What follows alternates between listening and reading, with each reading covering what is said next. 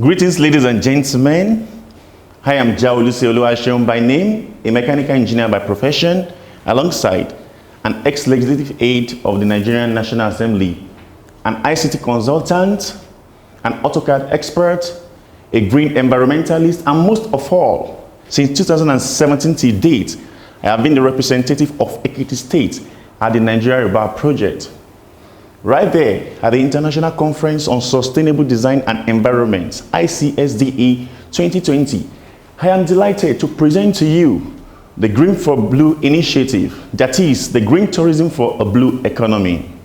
Foundationally, here are the 7 keywords for today's presentation: coastal green city, infrastructural shift, environmental sustainability, green tourism, blue economy, climate action, and global warming.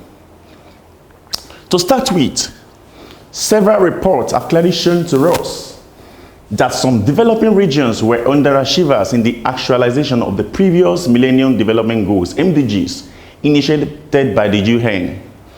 Here comes the United Nations 17 Sustainable Development Goals, structured to make the world a better living place by 2030.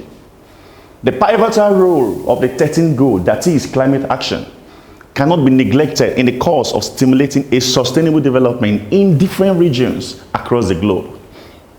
The looming danger of global warming and other environmental emergencies due to different human activities needs to be proactively addressed with handy tools such as the proposed Green4Blue initiative.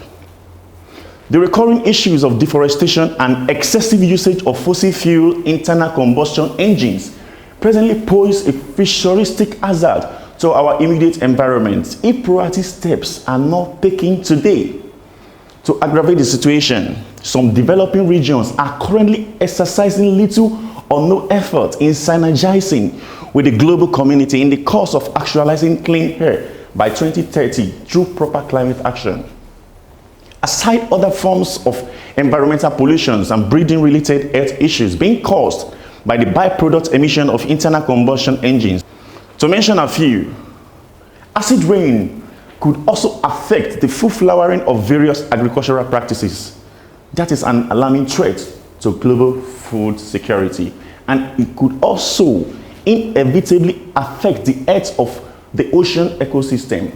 With respect to my viewpoint as a green environmentalist, God's willing, in due season, the current COVID-19 pandemic will soon be over, but another pressing issue is how to sustain the contemporaneous global climatic correctness we have all enjoyed within the past 7 months, January 2020 to August 2020. The fate is hanging on us like a sword of Damocles if proactive steps are not taken to save the world. Now, moving to the next agenda of the day, the actualization of the Paris Agreement agenda. In reference to the United Nations Framework Convention on Climate Change, UNFCCC, under the Article 3, Paris Agreement 2015, it was clearly stated that each country must determine, plan, and regularly report on the contribution that it undertakes to mitigate global warming. In line with my Green4Blue theory, there are 3 distinct approaches required to foster a proper climate action across the globe. The first is agro approach, second, techno approach, and lastly, the conversion of agro waste to green wealth initiatives. The first is of the school of thought that planting of more trees to supplement for deforestation and other human activities could combat global warming and alongside mitigate futuristic climate-related hazards. On the other hand, techno approach believes in the maximization of modern technology and green inventions in combating global warming and other environmental emergencies. A good example of techno approach is the invention and innovation of renewable energy for eco-friendly power generation, phasing out of internal combustion engines and replacing them with zero CO2 emission machines. Here is the reality about the current narratives. Some developing regions are currently deploying only the agro approach in mitigating the negative effects of climate change and other environmental hazards. On the other hand, Several developed nations across the globe are currently supplementing the two approaches, the techno approach and the agno approach, in combating global warming through the planning, experimentation, and implementation of long-term plans and policies that support green proliferation. At this critical point, the recurring environmental hazard and other brewing issues are all sending a strong signal to dedicated nation builders across the globe to maximize different innovations in tackling the effect of global warming. Hence, the statement of need for the proposed Green4Blue initiative, the green tourism for a blue economy, as a fostering catalyst required to blaze a trail for the long-awaited infrastructural shift across the globe by maximizing techno approach in combating global warming and other climatic emergencies. The Green4Blue initiative is a maritime green tourism project channeled towards the realization of the Paris Agreement goals, as it is in line with the United Nations Framework Convention of Climate Change, that is UNFCCC.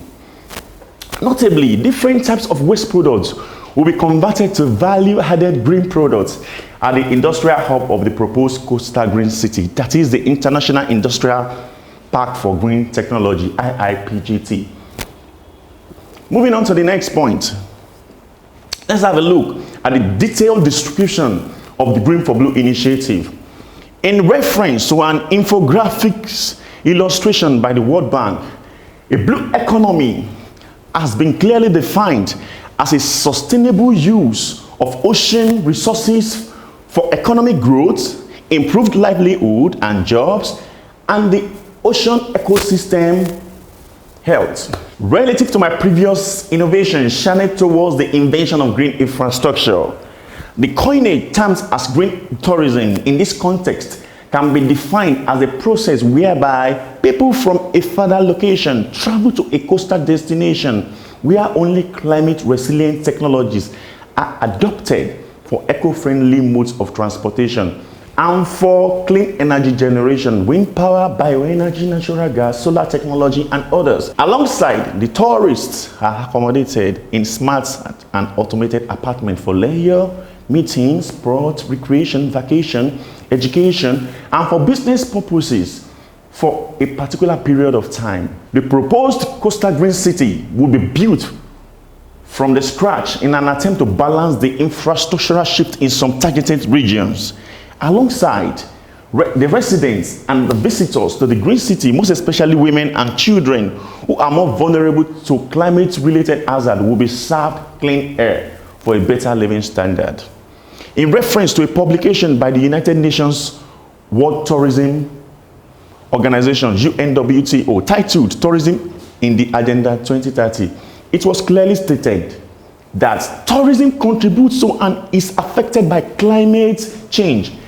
It is therefore in the sector's own interest to play a leading role in the global response to climate change by lowering energy consumption and shifting to renewable energy sources, especially in transportation and accommodation sector. Tourism can help tackle one of the most pressing challenges of our time. In line with this fact, the technology shift that has instrumentalized the emergence of green infrastructure would undoubtedly facilitate a new type of tourism experience in the proposed coastal green city. The green experience is the selling point. The ultimate goal of the Green4Blue initiative is to serve as a model for infrastructural shift, that is, the overall replacement of the conventional ICE systems with green technologies within the next 3 decades. The Green4Blue initiative is like using a single stone to kill 2 birds at once. It will support the proliferation of green innovation. Alongside, it will stimulate a tourism-driven economic growth and also create employment opportunities for different cadres of labor. Notably, the dream shall be actualized through the planning, experimentation, and implementation of favorable legislative tools, that is, policies and laws that support the full flowering of green investment. Moving on to the next point, the conceptual investment design of the proposed coastal green city. That is the proof of concept. Now, as you can see, here is the proposed coastal green city.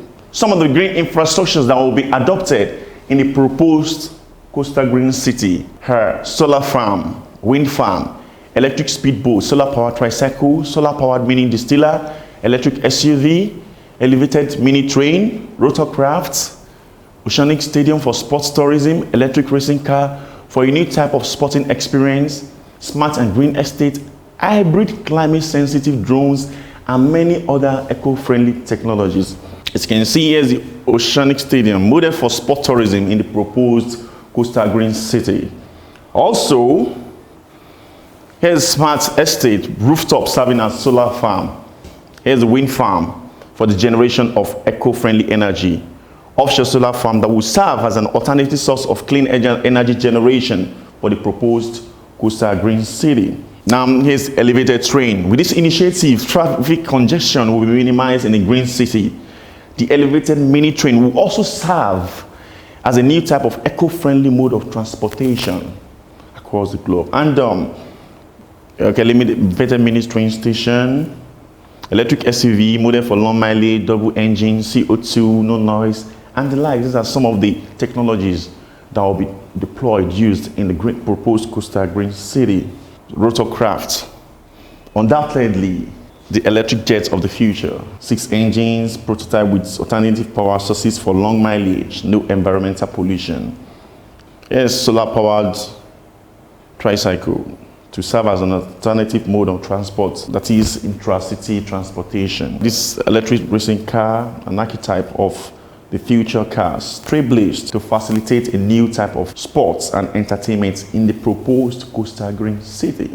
Moving on to the next point, the blueprint of the Green4Blue initiative, that is Vision 2050, the 30 years techno-economic development plan for a coastal green city. First and foremost, a workable long-term plan for a tourism-driven blue economy has been developed for the proposed coastal green city. As you can see, here's it. The itemized goals in the policy document shall be dutifully actualized within the speculated period of time, that is within 30 years, irrespective of any external or political interference. For the financial sustainability of the project, aside crowdfunding and equity shares, plowback of profits and retained earnings would be used to self-fund the project in 6 phases, that is within the interval of 5 years, as itemized below. The first one is psychological restructuring, that is residents and potential investors, stakeholders and visitors to the green city will be strategically made to have a green consciousness at this first phase. The second phase is green education era. The third phase, green tourism era. The fourth phase, green industrialization. The fifth phase, import substitution industrialization. And the last phase is green sustainability.